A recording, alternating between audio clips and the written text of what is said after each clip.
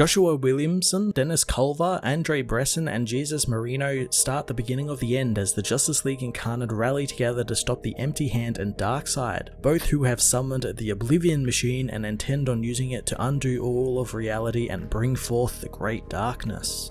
Joshua Williamson and Dennis Culver conclude their absolutely huge Justice League Incarnate series, which really is the second chapter of this massive Infinite Frontier Dark Crisis storyline Williamson has been telling across multiple books now, and one that will lead into the upcoming Dark Crisis mega event in June. This issue delivered some more fantastic action within the multiverse, some really great heroics from characters like Thunderer. It's one thing I've really enjoyed about this entire series and how it's spotlighting other characters other than the Earth-Zero Batman and Superman and Wonder Woman. It's all of their multiversal counterparts, and I like that the big hero of this issue was Thunderer. I thought that was a really great way to send the character out and a really fitting heroic way. The issue delivered some more fantastic action within the multiverse, but really succeeded by giving us one final little bit of exposition dump on what's happening with the Great Darkness and what its real plans are now that it has Darkseid in its grasp. It's been so good to have writers like Williamson and Culver referencing and utilizing some of the more weirder aspects of the DC universe that seldom get any spotlight. It's all mostly the stuff Grant Morrison created and things that really give it an entire grand, dark, cosmic scale to it all. We also briefly explored more of the strange multiverse that Flash got stuck in, and I really wish we had a little bit more time there since we haven't really seen a lot of that,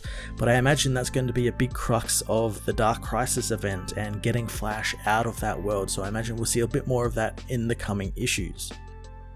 Andre Bresson and Jesus Marino round out the series with some more impressive artwork balancing all of these characters' battles across 27 pages. I love the Flash multiverse stuff here with the very early 40s, 50s colouring and shading to it all, even to the point where the colour would bleed out of the lines, something you'd see a lot of in those older comics, and it just gave the parts of those issues like a really great classical feel.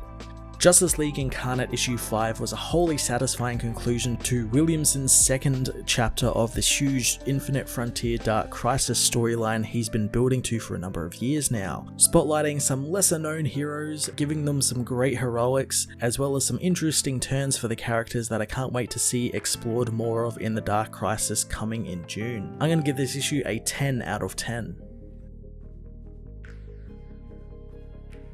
Justice League Incarnate issue 5 heads to the past, where Sully shows Darkseid his newly born son Orion, showing him he doesn't need to always have a clenched fist, and this is what happens when he is his true self. Later on, Sully dies under mysterious circumstances as Darkseid's mother tells her son not to be weakened by this, and love is chaos that cannot be chained, and hopefully the death of his wife will bring the gift of control to him, and he can remember who he is. Darkseid does so, as in the present he battles the Empty Hand as Justice League Incarnate battle their darkness-possessed friends, with Superman promising to save them from the Great Darkness. Dr. Multiverse can see how to break them free from its hold as Avery struggles with Mary Marvel, getting caught in a chokehold. Dr. Multiverse tells her to lose control of her speed so that Mary cannot predict where she will go. Avery blasts Mary off of her as Maya knows that if Flash can sync their vibrations, she can separate everyone from the Great Darkness, but only as long as Superman and Captain Carrot keep them busy. Superman tells her to hurry as Avery begins building up speed, letting Dr. Multiverse sync her powers together with hers and free all of their friends.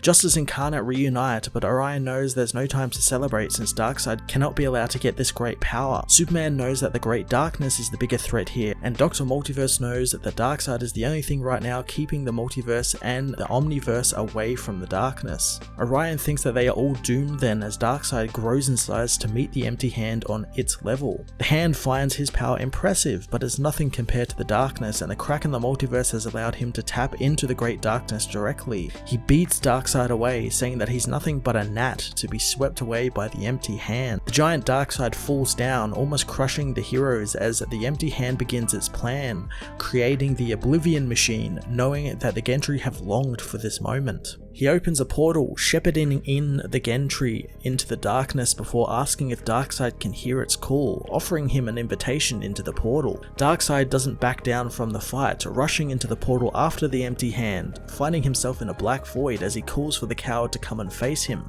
The Great Darkness says that he has returned to nothing from whence he came, and Darkseid knows that he cannot be controlled. The darkness says that control is just an illusion. Darkseid's mind is already his, showing him his right hand, which is now the empty hand, while the left hand has become the closed fist of Darkseid. Darkseid again knows that he's no puppet, but the Great Darkness knows it's already too late for the villain.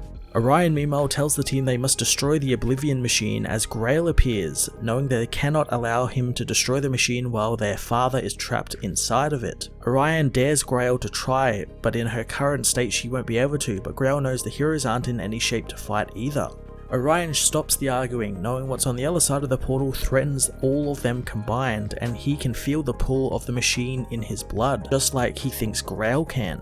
He tries to convince her to join the League and help him save the multiverse and lead their people, but Grail refuses to take that burden onto her shoulders since Orion is actually next in line, ordering the hordes of Apocalypse to bow before their new lord. The Justice League Incarnate meanwhile look over the machine, wondering how they can even stop this, since it will eventually swallow Earth-7 and then the entire universe. Thunderer knows how he can handle this, revealing that while Orion's forces called him mortal, he actually isn't, and he's the storm god of Earth-7, and he thinks he can call upon the power to destroy what's left of the planet and the Oblivion Machine along with it. Superman refuses to let him destroy his home world since they vow to save it, but Thunderer knows there's not much left of the world, and even if he could fix it, he would be its lone survivor. He tells his friends that the House of Heroes and them are his home, and Harbinger has already saved that. Superman agrees to help, but Dr. Multiverse wants to try and rescue Barry Allen from the darkness before destroying anything. Avery knows they can do this, but Superman doesn't want them to be on the other side of the portal alone, so he and Captain Carrot will go with them. He tells Aquawoman and Dino Cop that if they don't come back in a few hours, they need to destroy the portal even if they're still within it.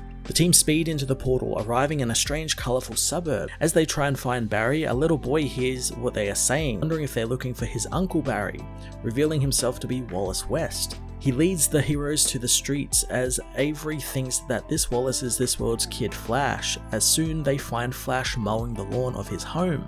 Avery goes to hug him, but the man doesn't know who she is, only knowing she's obviously another Flash. Superman introduces himself, telling him that he was tricked by Darkseid into damaging their multiverse before being trapped in this prison, but Flash knows that's nonsense since this place is a paradise and he's happy, excusing himself for his supper. Superman goes to touch him, but Flash punches him in the face, saying that he's right where he belongs, speeding inside. Captain Carrot thinks that he's off his rocker, wanting to just drag him back into their multiverse, but Calvin knows that's easier said than done. Suddenly Pariah arrives, telling them that this universe is too fragile for crossovers. He knows he can make them all happy, offering his hand to give them all their own paradises, but Dr. Multiverse warns against that, powering up to escape, but the villain knows that that's perfect.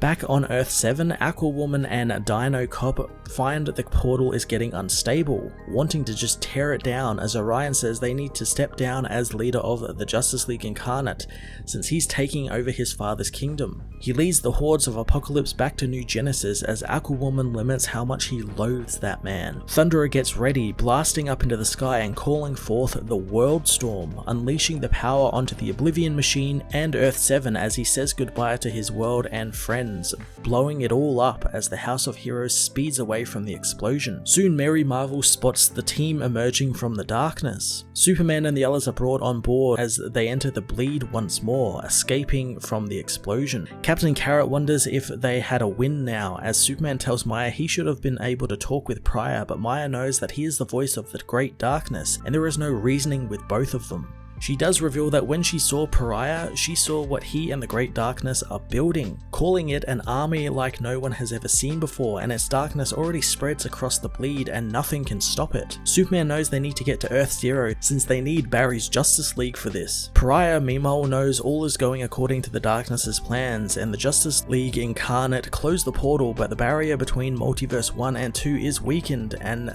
now that Darkseid has rejoined the body, it's time to just push through it. Darkseid meanwhile has surrendered to the Great Darkness, joining Eclipso, Doomsday, the Upside Down Man, and various other villains as part of the Dark.